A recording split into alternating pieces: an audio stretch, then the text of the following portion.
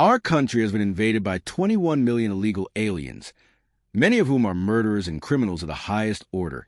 And if we aren't allowed to remove them because of a radicalized and incompetent court system, the USA will quickly and violently become a crime-ridden third world nation, never to see greatness again.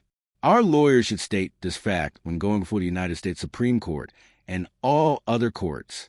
I was elected in a landslide, won all 7 swing states, 312 electoral college votes, won 2,750 to 525 districts, and easily won the popular vote. I must be allowed to do the job that I was elected to do. If not, we won't have a country anymore. Make America great again. In just 3 months, trillions of dollars, and therefore record numbers of jobs, have been pouring into the USA. This is because of my tariff policy and our great November 5th election win. The very stupid Democrats are doing everything within their power to disparage what is happening. They are totally unhinged and have lost all levels of confidence. It is a financial revolution, and they are being crushed. Make America great again. My next truth will be one of the most important and impactful I have ever issued. Enjoy. For many years, the world has wondered why prescription drugs and pharmaceuticals in the United States of America were so much higher in price than they were in any other nation, sometimes being 5 to 10 times more expensive than the same drug, manufactured in the exact same laboratory or plant by the same company. It was always difficult to explain and very embarrassing because, in fact, there was no correct or rightful answer.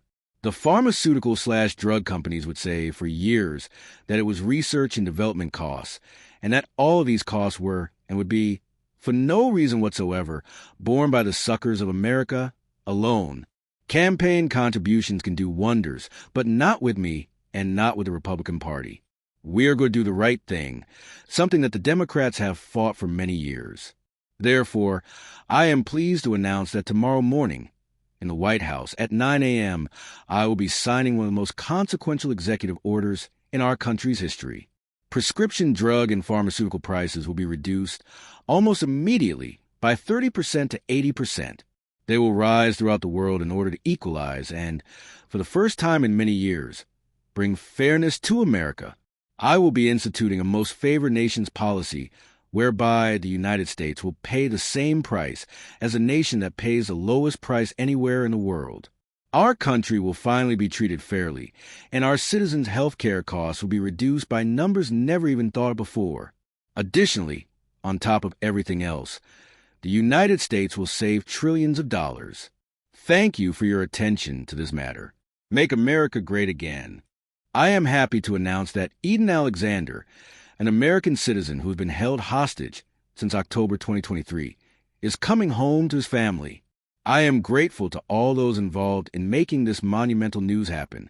This was a step taken in good faith towards the United States and the efforts of the mediators, Qatar and Egypt, to put an end to this very brutal war and return all living hostages and remains to their loved ones. Hopefully, this is the first of those final steps necessary to end this brutal conflict. I look very much forward to that day of celebration.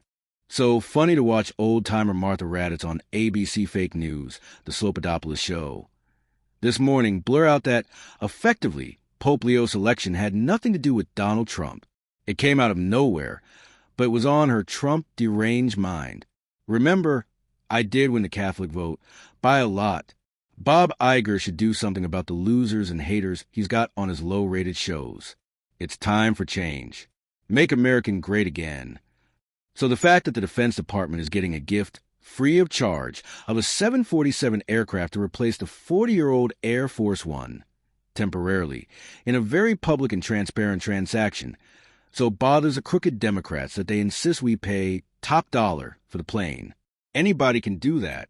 The Dems are world-class losers. Make America great again. President Putin of Russia doesn't want to have a ceasefire agreement with Ukraine, but rather wants to meet on Thursday in Turkey to negotiate a possible end to the bloodbath. Ukraine should agree to this immediately. At least they will be able to determine whether or not a deal is possible. And if it is not, European leaders and the U.S. will know where everything stands and can proceed accordingly. I'm starting to doubt that Ukraine will make a deal with Putin, who's too busy celebrating the victory of World War LL, which could not have been won, not even close.